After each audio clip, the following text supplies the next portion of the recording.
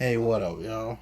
I'm coming back with another Kitty Rose clip where she talks about this, and here is a clip. This is Kitty Rose Speaks Part 2. Okay. Hey, babies. I am at my best friend's house with my hubby and my brother-in-law, and we are about to enjoy our weekend. And you know what? I just decided that I wanted to actually get on here and talk to y'all today. And really so much because it's been too much that's been happening in the past couple. Dang it. Okay. Hey, babies. I am at my best friend's house with my hubby and my brother-in-law, and we are about to enjoy our weekend. And you know what? I just decided that I wanted to actually get on here and talk to y'all today.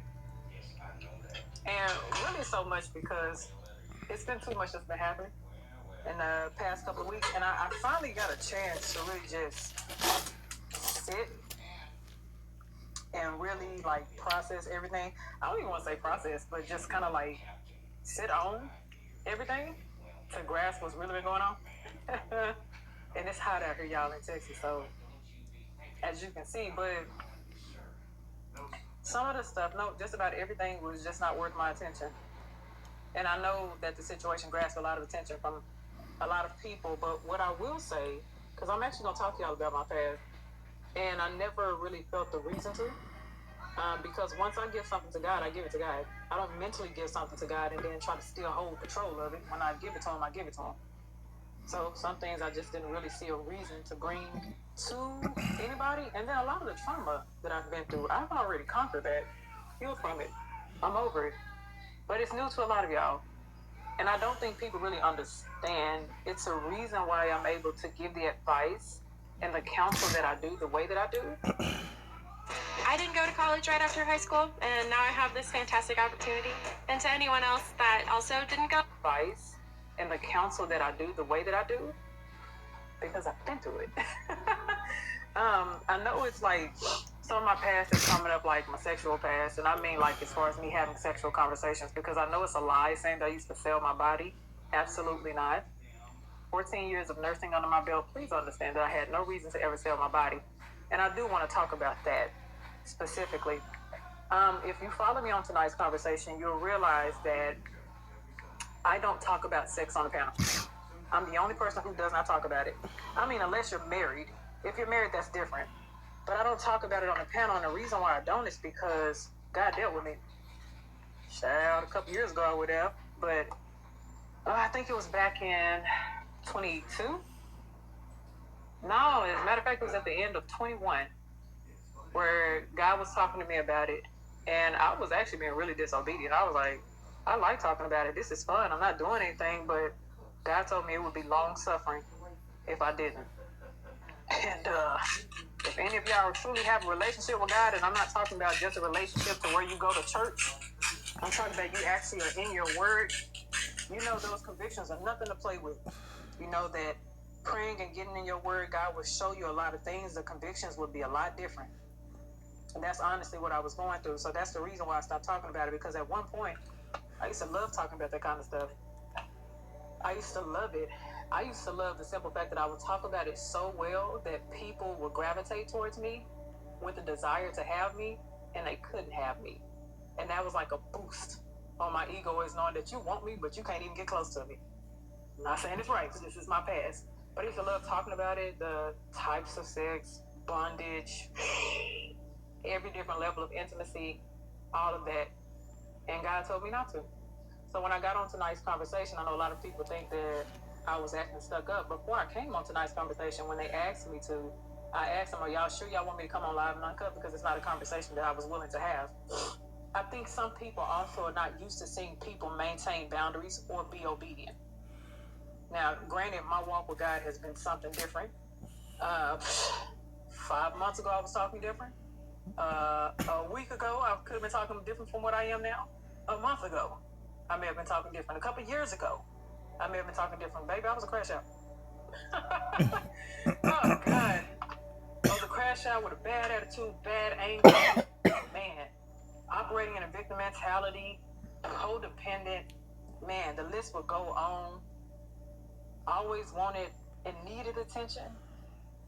I used to prioritize men over a lot of the things that I needed for myself, just simply because the attention was so validating. And for a moment, I felt good enough and I felt seen, and that was just, yeah.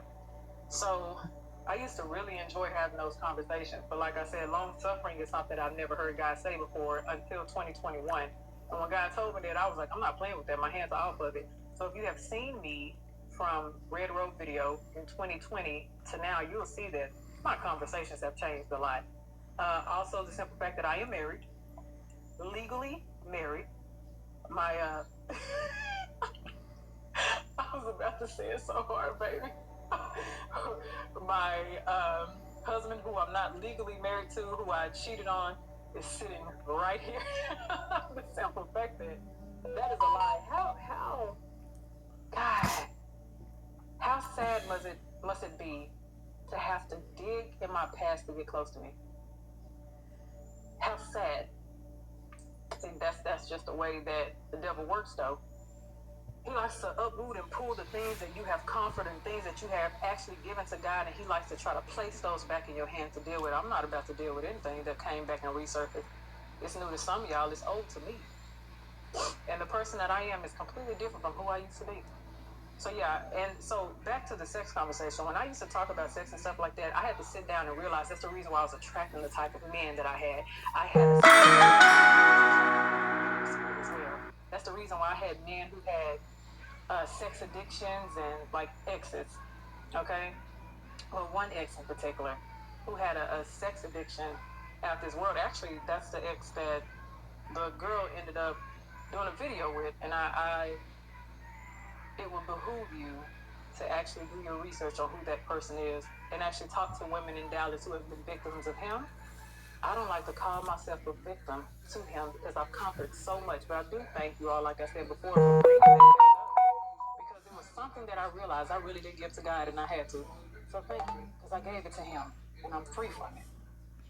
But it was a reason why I was able to connect with certain men, because we all shared the same familiar spirit. It was very similar, right?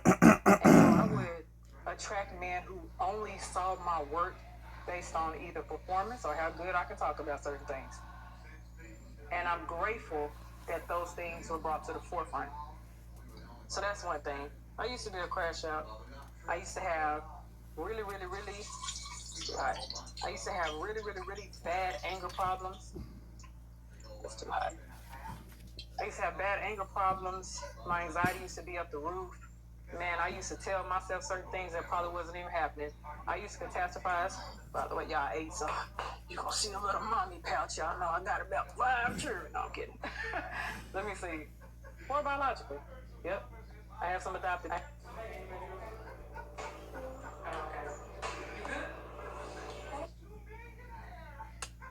Your water? Is it this one? Oh, I don't know, baby. That's the one that they had earlier. Mm-hmm. That's not yours? Okay. Okay, so yeah, so Lord, what was I at before I started talking to my baby? But oh yeah. So yeah, so when I used to have those conversations, I used to attract a certain type of people, and that's the reason why people had access the way that they did. That was my only value, was how well I could talk about certain things, probably how well I could perform. And I'm so glad that God took that from me. I'm glad that God delivered that from me, because what delivered me from that, because that was bad. Excuse me, y'all. And so when I got out of the situation with the ex, the one who did have a sex addiction, this one particular person who also, this is what I find funny, for the person who's been making a series about me, that person that you brought up was the person that caused me the most trauma. And the woman who was supposedly a witness, who supposedly butt down him, was a side chick in a relationship with me, was a side chick in a relationship to his child's mom, was a side chick in a relationship to his recent girlfriend. Every single woman that he has been with, she has always played the side. That woman caused problems. This man would sleep with multiple women, Instagram models, people that he worked with. It was sickening. This man had me sick. There's so many people who tell the story. You probably should have did your research. That man also had a woman who accused him of date capital R. And you know who was the person who was antagonizing her and bullying her not to tell her story? Was a woman that you had in the video. This man has many women. It's women who told me he was terrorizing them in Dallas. It's many women who are coming against him. He don't even know what's going on. You probably should have did your research. I don't understand. What do y'all think is going to work? Even for the people who have jumped the bandwagon, do y'all think bringing up my trauma and bringing up my past is going to be something that you can weaponize against me? Not necessarily. When you conquer from certain things, you realize that once you conquer from something and once you truly give it to God, you don't need to access it again. You don't need to touch it again unless God tells you to. But, you know, so after him, Jesus, that is still hot. I just don't want it that hot. I'm gonna let that cool down for a little bit because look, baby, I forgot they got gas stoves for real. So after that, when I was going through my healing and stuff, and that's pretty much what brought me into this space of healing. There was a guy that ended up reaching out to me on TikTok. He actually made like really good videos, really good talking point videos. And in those talking point videos, I was like, you know what? He's interesting. He's smart. He's, wise from what it appeared. But you can seem wise in a minute video. And he ended up reaching out to me. We ended up connecting. I started dating him. And within the second month, that was a hell train. I have never been with somebody who was so emotionally and verbally abusive.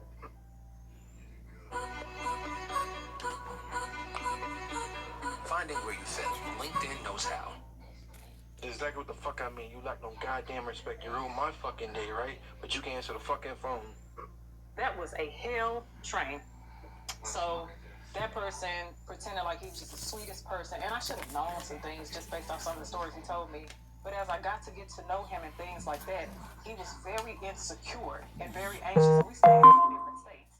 And so I was doing sessions and stuff at that time. So if I didn't answer the phone in time, there was a problem. If I slept too long, there was a problem.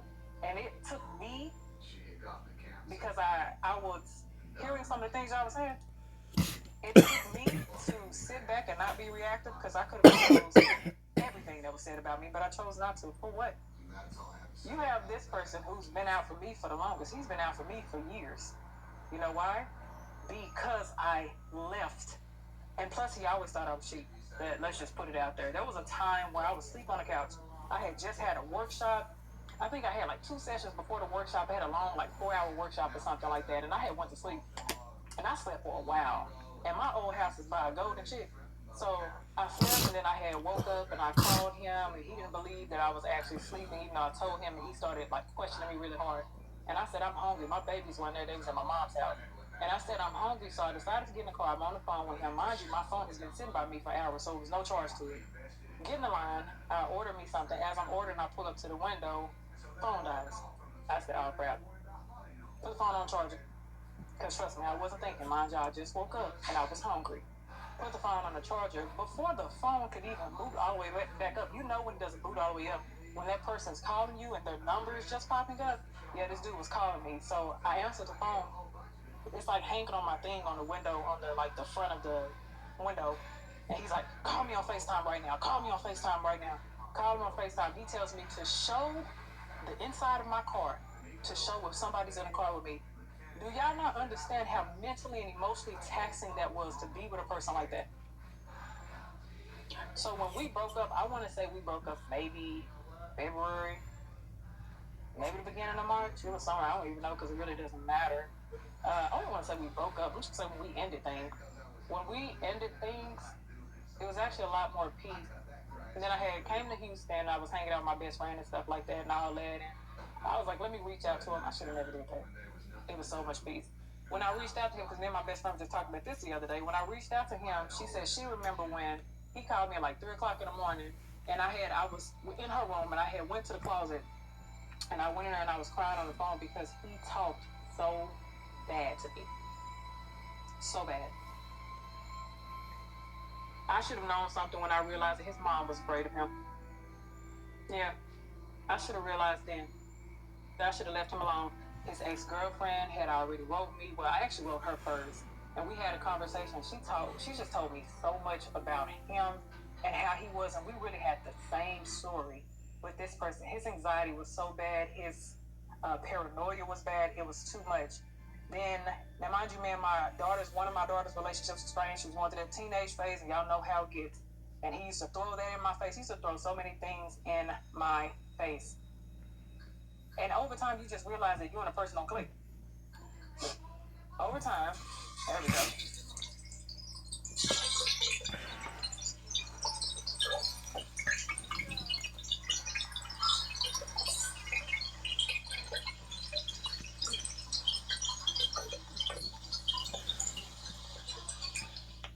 So over time, you realize that you and a person just don't click.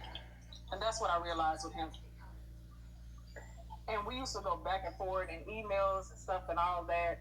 And I was doing a whole bunch of work, not just within myself, but just all the way around me. And it was just too much to be with him. It was. It was exhausting to be with him. So I think one of his biggest issues, because this is not the first time this person that conspired against me. I'm talking about that man. The Jamaican dude with the ponytail that y'all was talking about? Yeah. The one who showed the email from March of 2022. Now, mind you, we were not in a relationship at that time. This was just conversation trying to figure things out, and we figured out quickly it wasn't gonna work. But ended up, it was a lot of back and forth in email and stuff like that. And I think it was my best friend had reached out to me. I want to say it was in April at the beginning, and she was like, "Hey, such and such is trying to reach out to you," and I really just simply encouraged. It was emails and stuff, and then I finally just told him that I was done. I owe him nothing.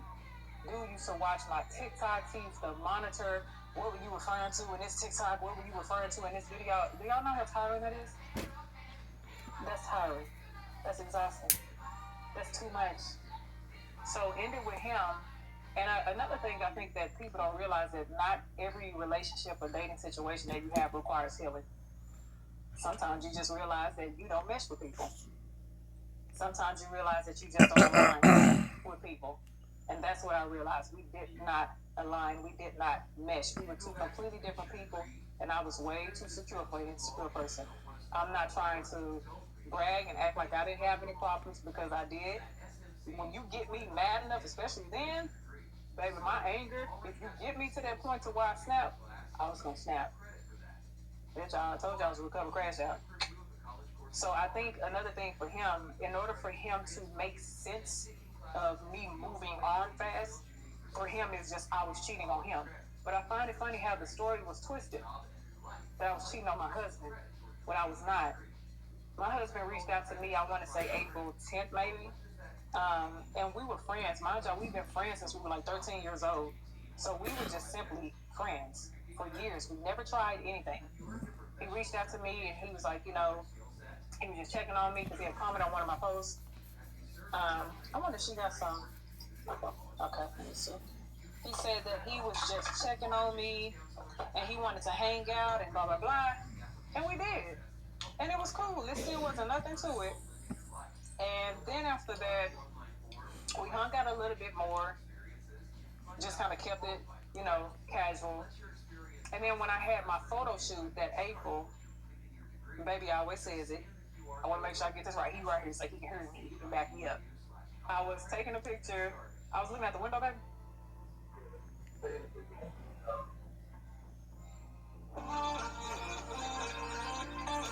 Sorry about the ads. Okay, here we go. So, fantastical story. I was taking a picture. The photographer was taking a picture. I had on a light pink dress, and I was staring out of the window. He said the sun was shining on me. And right there at that moment, he tells everybody this story. He said, "I knew then you were my wife." He said, he kept saying that was my wife. It doesn't take a man a long time to know if he wants to marry you or not. And he confirmed that. And when we had this conversation, it was like, all right, let's do this. Let's be serious. And we've been serious since. And then we decided to get married the year after. We got married at 23, to be exact. So this I cheated on my husband thing, and I'm not legally married thing. Y'all can kill that. Please kill that. I'm actually tired again. Let's see. I want those a little more brown.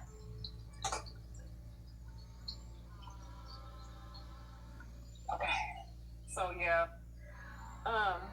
So after I got with my husband and stuff, God was really doing a whole bunch of things to me.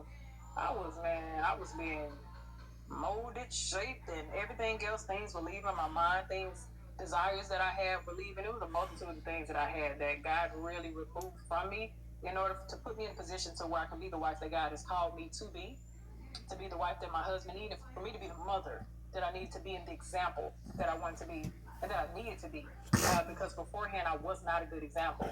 I used to think that by being married, it's because I've been married before this marriage. I used to think that being married meant that you just do certain things for that person and stuff like that. And it was a lot more selfishness in me. Like I do these things for a person, and they should do these things back in return, and it should always be this way, and just high expectations and stuff. And then a lot of it was my immaturity as well.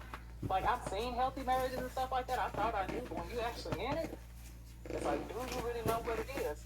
And I tried to escape from the things that I didn't like, the things that were too much for me, the things that were annoying, the things that angered me. I tried to escape, and unfortunately, in trying to escape that, I made some very bad decisions. And I hurt people in the long run. And that was a hard time in my life too, because a lot of my family turned their backs against me because they were like, hey, this is not you. What's going on? But baby, when you in sin and when you living in it, you can't get out of that. It takes a lot of prayer and deliverance and intercessors interceding on your behalf to get you out of it. Child. Baby.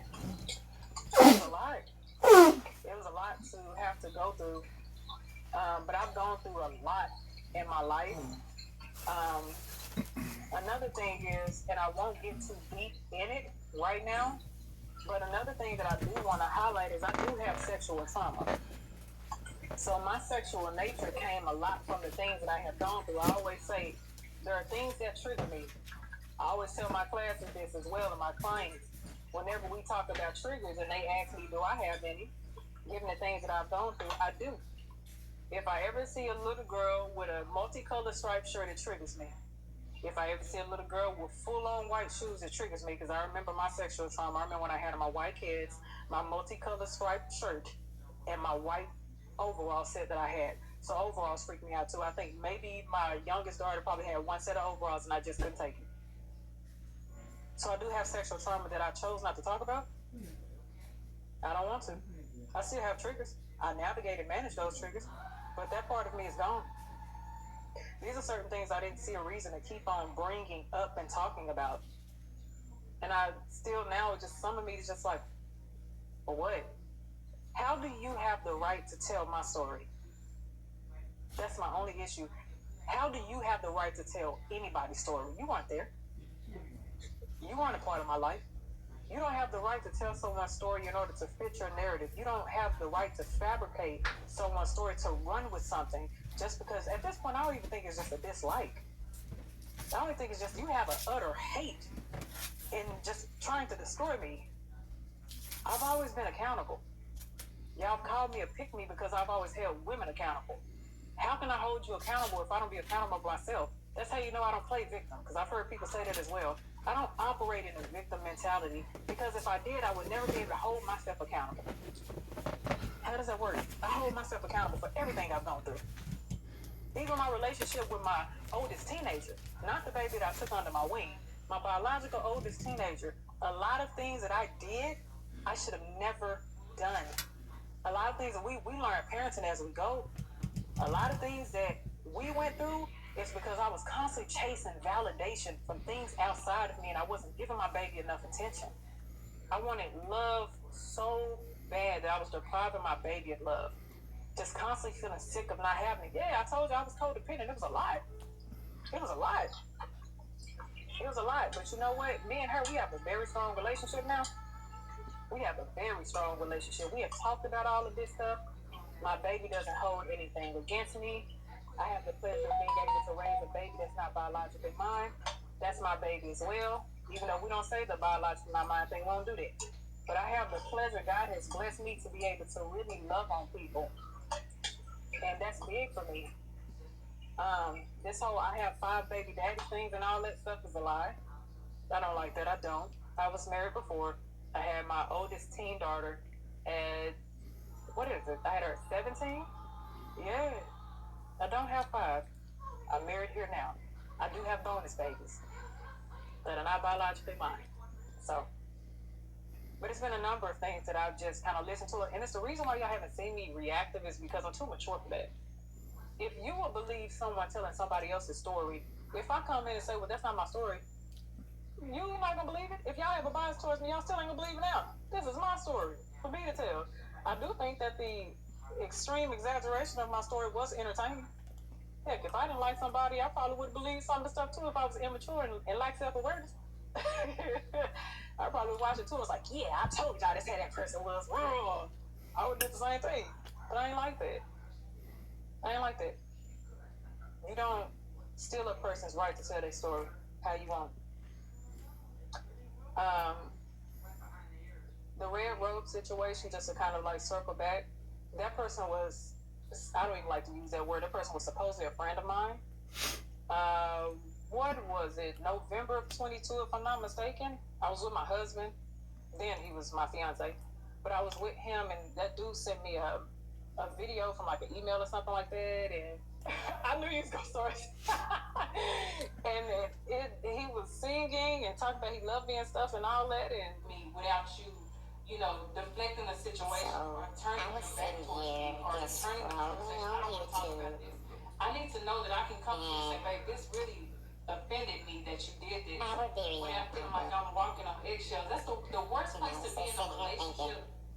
Is a stage of eggshells. Everything you do, you're scared to say something. You say it which way you go. Or they're going to place the blame on you. It's your fault. You do it yourself. But that's a big turn on for a person to be your safe place. Like, I can come to you about my emotions. Everything is going well. I just want to tell you, on Thanksgiving. That's what I'm saying, like, God, every time she starts singing, I just gotta shut up. If you want, if anybody knows how to shut me up, Happy Thanksgiving. I'm thankful that I was able to be a part of your life and your journey. Hopefully we will connect again one day. I'm just saying. But yeah, I love you and blessings to you and your family on Thanksgiving. Happy Thanksgiving. I never saw him outside of a friend. I never did. The whole video with the red robe thing was, we had talked about that. We had planned that. That was just for a live, for fun. That's it. Nothing else. I was very animated. Yeah, I look at it now and I'm like, girl, ugh, just doing too much. Golly. Ugh. But he had already started plotting, when was it, baby? Last December? He had already started plotting against me in December. He had already posted that video and had tagged tonight's conversation, had tagged people on tonight's conversation. He ended up on TikTok because we saw the screenshot. He had DM'd Anton Daniels. I'm not sure if that has anything to do with it. I'm not going to say that it does, but of course it did raise my antennas. But he had reached out to big names to expose me. How can you expose me when that part of me was never hidden? There's just a lot of people who are new to me. People who done rocked it out. When Kittie, since her crash out, Ratchet days, I already knew who Kittie was.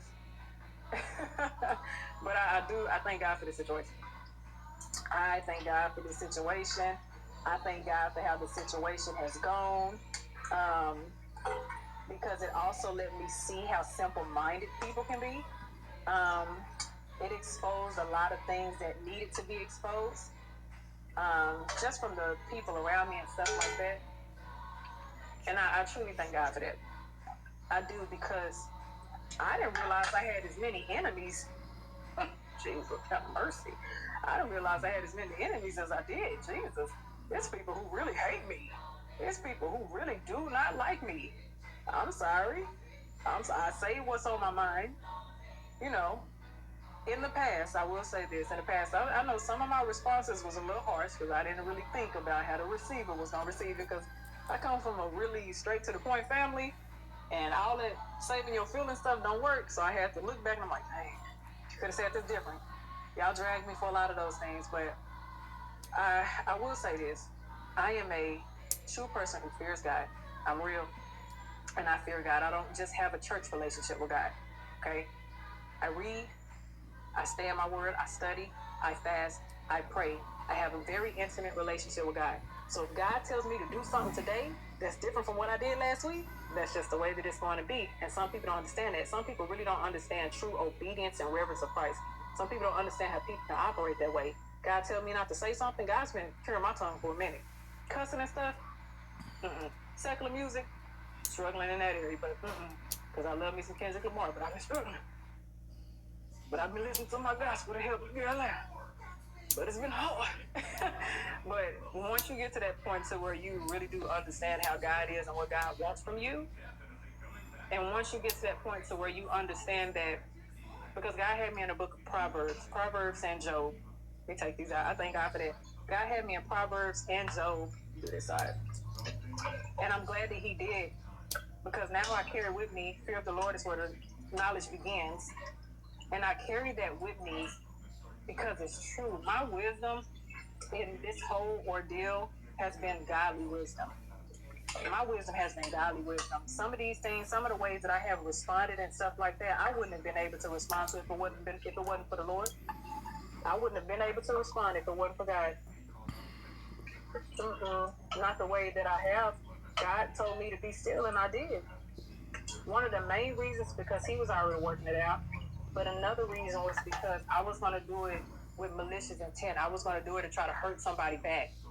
And that's just not the relationship that I have, and that's not the person I'm trying to be, and God knows it. That's not the woman God has called me to be. I move with godly principles. So yes, in December, y'all may have started with somebody different. January, you don't. You don't see that same person. I'm grateful for the relationship that I have with God because it's God that sustained me. When I was going through it, I'm glad that God really exposed the people who were there for me. Even the people who came just to sit with me. You didn't have to talk, you just sat with me. That's a godly friend circle, man. That's godly. My people walked with me. They loved on me like I needed to be. And the love that I needed. The godly love that I needed for sure. Not judging me, being understanding, being patient, being kind to me, showing me grace. And then also the people who've been real enough to say, hey, we all have done stupid things in the past, but it's cool. But the people who even know me as a person, who knew that that wasn't my character, the mischaracterization of me, the people who reached out to me, the people who don't even know me on a personal level, the people that are not with me every week were like, hey, we know you by your fruit, baby. We know you. We look at the things that you post. You encourage people. You uplift people. Yeah. As soon as I start speaking more of God, and that's another thing, I do want to highlight that. Y'all know the reason why I didn't talk a lot about God? I used to be so worried that if I did, I was going to lose people. Now talking about it makes me sick. Thinking about it makes me sick, but I used to be so worried about that. That if I did, I was going to lose people. And that's disheartening to even think of now. Because how dare you? I think about it now, like, how dare I? How dare I feel like if I talk about God, that I'm going to lose people? Baby, I'm gonna have to work out this one. Yeah, check that. Boy, baby. I was eating good. Wow, Jesus. But no, that's the reason why I didn't. And so when I started to, it was funny. When I did, it was a lot of people who reached out to me. It was like, they don't like the fact that I'm talking about God now. They don't like that. So I did lose people, and I'm glad that I did, because I want more believers. But I want people who have actually had storms. I want people who have actually went through certain things. I want people who are lost. I've been in. I know people tell me, you need to leave this space and get your own platform. Yeah, but this is the darkness that I need to be in. This is that space I need to be in, because if I just get to one person's heart, I get to one person in St. Louis. I still have people reaching out to me about that. 23-year-old, beautiful baby, was struggling. I stood in the gap for her. Y'all don't see that kind of stuff, though, huh? Y'all don't be seeing that kind of stuff online. Not for me. Y'all see the clips that people, the drama-filled clips, the clips that make y'all think that I'm such a rah-rah person, and all. That's what y'all be seeing. Y'all be judging me off of that. That's cool, though. But that's not who I am. People who have the blessing of being around me, they know who I am. And those are the only people that really matter when it comes to their opinion. But I don't know. I hope that a lot of y'all who have been running with the falsehoods and things like that, I really do hope y'all really sit down and really think about what y'all have been doing. All of y'all who are seeking drama, all of y'all who were constantly spreading false narratives and that I heard this and I heard that, the accusations of me sleeping with a castmate, whatever it is. My husband's with me all of the time on every tour. On every tour, I don't get down like that. I don't see people in that kind of way. That's not something that I deal with. I love my husband and I fear God. Okay, I fear God. Because I know how it was when I messed up the first time, years ago. Not in this marriage, but years ago. And baby, yeah. Again, this is Kitty Rose Part 2 speaking. That was a hard time. It was. And I love God and I fear God too much to do stuff like that. I'm a mother. I am a wife. I am a sister. I am a daughter. I am a friend. I'm a favorite cousin. I'm a niece. I'm a grandchild. I'm all of that. And I have real life responsibilities. And it's just certain things that I'm not going to entertain. I'm going to continue to love the family and the friends that I have. And I'm going to continue to spread the word of God a lot more than what I used to. Because I see it triggered a lot of y'all. A lot of y'all thought I was pretentious with my relationship with God. And I'm going to show you just how good He is. I'm going to bring you to Him the best way that I can. I'm going to fulfill my assignment and fulfill the will of God. And I'm going to continue to touch the lives of people who need a voice like mine. Y'all can keep on trying. But hey, if you want to pull something from my past, just ask me. I'm an open book. I ain't trying to hide nothing from you. I'm open about everything that I have done. Ratchet days, crazy days, crash out days, all of that. No problem whatsoever. But I say this with love to anybody who has a stain in their heart towards me. I hope that one day God will soften your heart so you may be able to see me differently. But if you don't, it's not going to make me no different. I like to go by God's perspective, and I know how God sees me imperfect. And that's fine because I'm still worthy. Okay, I'm about to finish making dinner for my best friend and them while we spending time with him. I'm about to talk to my husband. I love each and every one of y'all, and y'all know it's always gonna be happy healing and happy healthy relationships. Bye, baby. See y'all later.